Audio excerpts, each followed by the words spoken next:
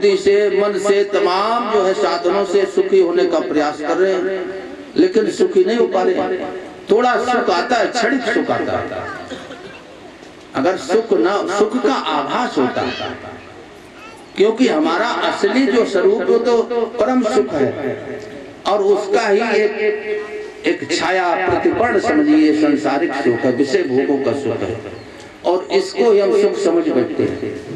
इंद्रियों के सुख को सुख मान कर बैठे। ये सुख नहीं, असली सुख नहीं है, ये बहुत कच्चे सुख है। गुरु महाराज जी हमारे को पक्का सुख देना चाहते हैं, जिसके तुम आपको हमारे को कभी दुख ना हो, और उसी को योग बताया हुआ है। तम विद्या दुख संयोग वियोगम योग संगतम। योग क्या है? जो जितना भी दुख है उसके संयोग से हमारे को सर्वथा वियोग कर दिया।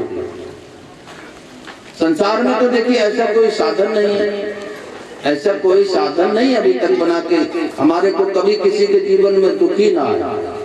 कितना पैसे वाला हो, कितना साधन संपदा और गुण तमाम किसी तरह से भरा पूरा हो, लेकिन सर्वदा सुखी नहीं है। कुछ ना कुछ दुख का कांटा लगा ही रहता है। और हमारे को जब तक अपने से परिचय नहीं होगा, हम अपने अंदर प्रवेश कैसे करें, अपने आत्म स्वरूप को कैसे प्राप्त करें? शांति और सुख की जैसे बरसात होने लगती है। और जिन देखिए क्षेत्रों में, जिन गांवों में संत का कोई भी आगमन कभी नहीं हुआ, तो वो ज्यादा दुखी है।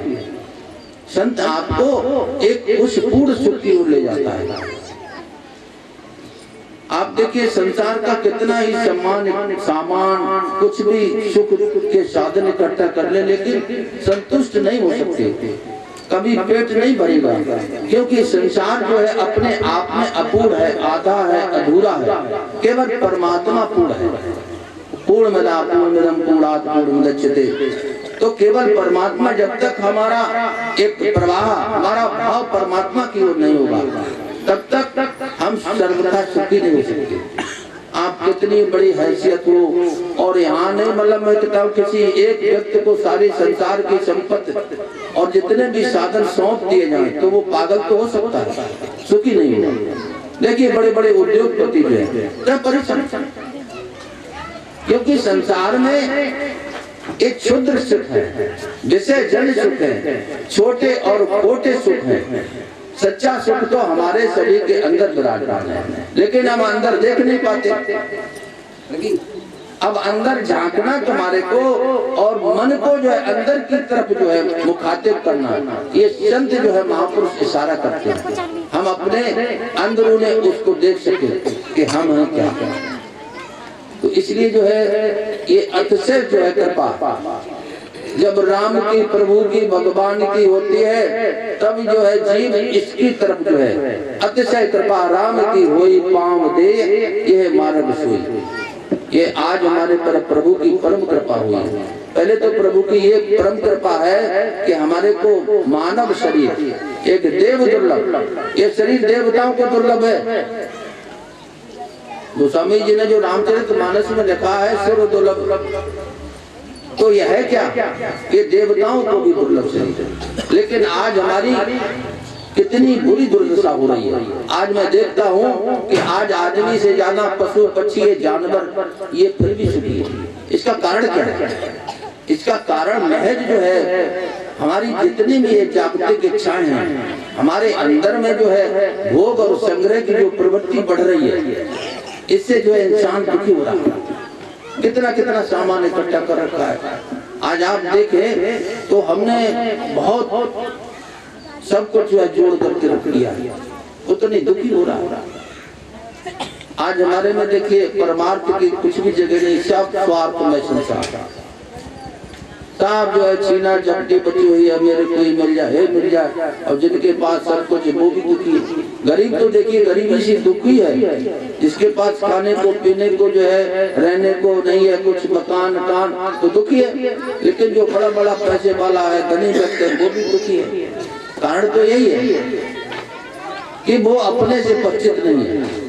हम अपने बाहरी शक्ल सूरत जो बाहर का परिचय उससे ही परिचित है, हमारा अंदर का परिचय क्या है उससे हम मुखातिब हों, तब तक हम सुखी हो नहीं सकते।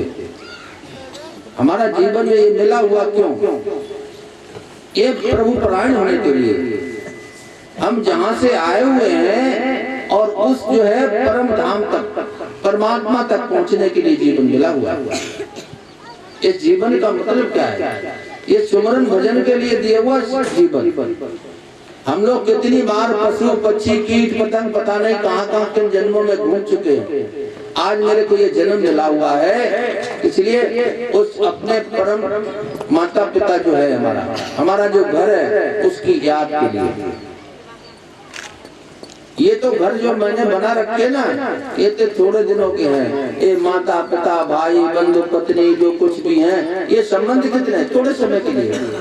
और तुम, हमारी आपकी उम्र कितनी है? रूह लामालू, आत्मा अजर अमर अविनाशी है।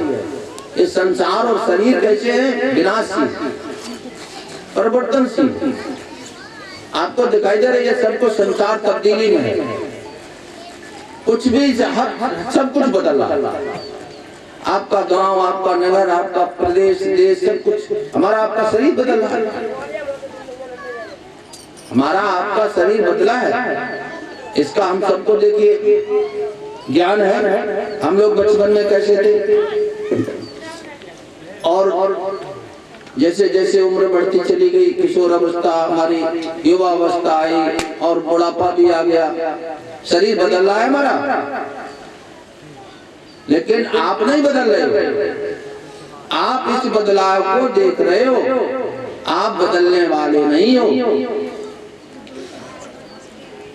हमारे में कोई बदलाव हुआ है? जो आप बचपन में थे, 2-4 वर्ष की जब उम्र थी, वो आज भी है। इस जीवन के बाद भी आप वही रहेंगे। इस जीवन से पहले भी आप जो थे वही रहेंगे, क्योंकि आत्मा ये अविनाशी है। न तुम्हारा परमात्मा मरता है, न ये आत्मा मरती। अब तुम भी मरने वाले नहीं हो। ये शरीर मरण धर्मा है, आत्मा अविनाशी है। हम आप लोग मरेंगे कोई नहीं, लेकिन आप अपने उस आत्म तत्व को, आत्म स्वरूप को पहचान लें। मरने का किंचित मात्र कोई भय नहीं है। ये तो शरीर एक कपड़े की तरह बदल रहा है। आज तक हमने, आपने सभी ने कितने वस्त्र जो है, कितनी ड्रेसें जो है माताओं बहनों ने सब जो फेंक दी, बदल दिया। इसी तरह से शरीर बदल रहा है। बासाम से जीवन का ब्याह, पुराने वस्त्रों को जो है छोड़कर की आत्मा नवीन वस्त्र धारण कर लेती है। अब इसका जो है नवीन वस्त्र, कौन सा वस्त्र धारण करेगा? यमिम बाप स्मरण भावम के जनते कलेबर। ये जो जीव जो है जिस भाव से ये शरीर को त्याग करता है, उसी के अनुसार उसका जन्म हो जाता है।